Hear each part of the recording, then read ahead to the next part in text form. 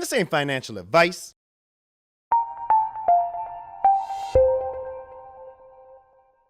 Bitcoin hits its all-time high. Altcoins like Cardano, Ethereum, Polkadot, Solana, I think are going to boom next. So that's what we're going to talk about in this video. First of all, a lot of people have been saying, you used to say Cardano, but now you say Cardano. And I'll give you a quick, easy, simple explanation as to why that is. The YouTube algorithm listens to everything that I say. And when it does that, it transcribes those words. Those words are plugged into the algorithm. And a lot of times Cardano gets transcribed as Cardono. And then when people go to search for the video, they go, oh no, I can't find, where did it go? Point is, when you say Cardano, it says Cardano, the correct spelling of Cardano. Now, when you say Cardano, it spells it wrong half of the time. Check this transcription and you might see what I mean. So the reason I'm saying Cardano is because I'm trying to get into the YouTube algorithm. Now let's moving forward. The Bitcoin price breaks all-time high history-setting numbers. I saw on Coinbase it hit $66,999. This, we're gonna break history here. Now I think this is the second leg of this big bull run. I think we're gonna test 100K over the next couple of months. I've said it on this channel. Will we do it? I don't know. Comment down below and let me know what you think. If you're looking for the best place to stake your Cardano, come stake with Nerd. I just want to say thank you to each and every single one of you. You all have helped this movement go from a couple of dozen delegators to 673 delegators. You guys did this. You're beautiful. We did this all together, but without you, it's nothing. And I just want to express my gratitude for this community rallying together. So speaking of rallies, Cardano has been a little bit suppressed around the $2.10. It bolstered up about another 10 cents. And we're looking at a $2.20 Cardano, over $4,000 for Ethereum. And I think the rest are going to follow in suit. Now, everybody says that this is the second leg of this bull run. That bull run was supposedly going to end in September. You can go back and check my videos and other YouTubers' videos, and you'll see where I said, that is BS. People don't know when it's going to end. They don't know when it's going to start. If they did know when it's going to end and start, they'd all be filthy, stinking rich. You'd be the richest person on earth. But they are not that person. They are just other people like myself on YouTube talking out of their woohoo.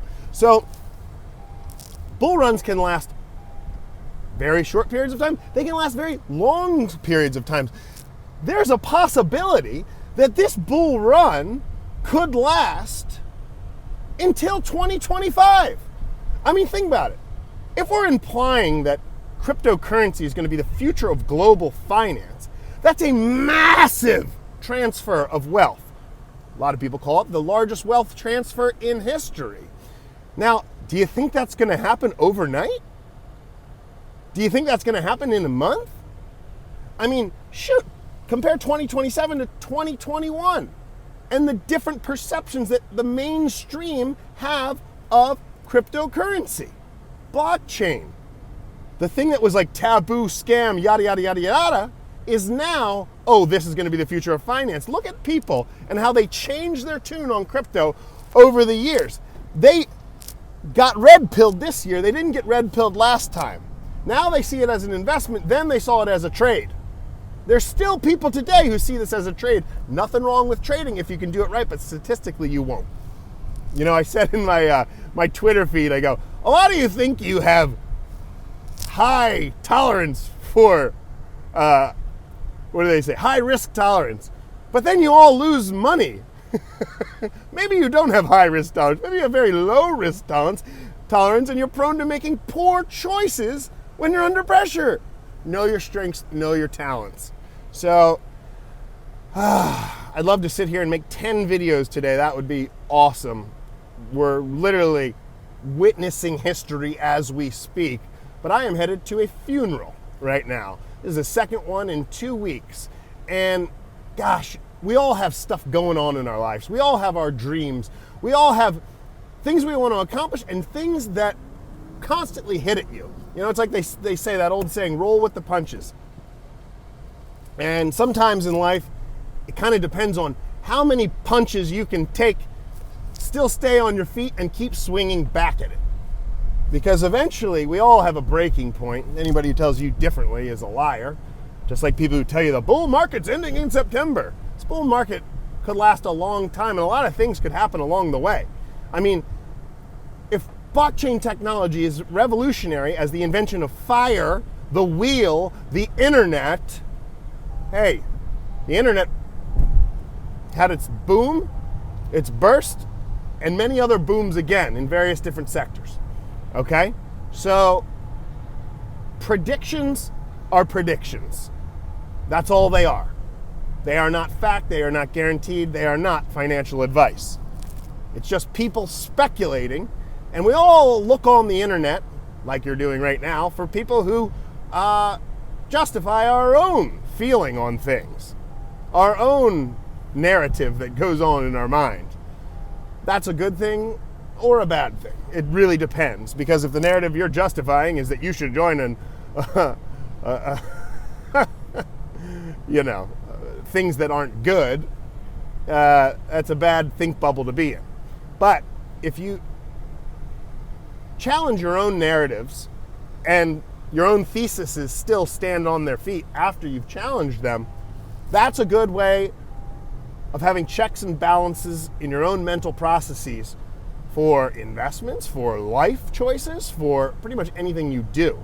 Don't ever go with one thought stream. I mean, this channel can be Cardano-centric. I would challenge all the people who invest in Cardano not to just look at the good information, although there is a plethora of good information that would say Cardano is going to the moon. With that being said, you should challenge the idea, you should challenge the thesis, you should challenge everything involved with it. And then you can truly assess the risk that you are taking on and how high risk. I mean, look, investing in Cardano is a high risk. Investing in Ethereum is a high risk. Investing in Bitcoin is a high risk. Many people who invested in Bitcoin in 2017 sold their Bitcoin when it hit 20,000 this year. All they had to do was not touch it and not think about it. But yet that seems to be an incredibly difficult task for a large majority of people. So, with that being said, DYOR, do your own research, working on my diction, Cardano. And hodl and chill, you know? Warren Buffett became rich because he was able to stay in the market longer than his contemporaries. There's been factual research done, statistical research done, that proves that all the people who went in and went out and went in and went out and went in and went out made less money than Warren Buffett, the greatest investor of our time. Folks, I appreciate you being here. Roll with the punches, keep swinging back, stake with nerd, and if I don't see you, I'll see you on the internet. I'm out. Stake with nerd.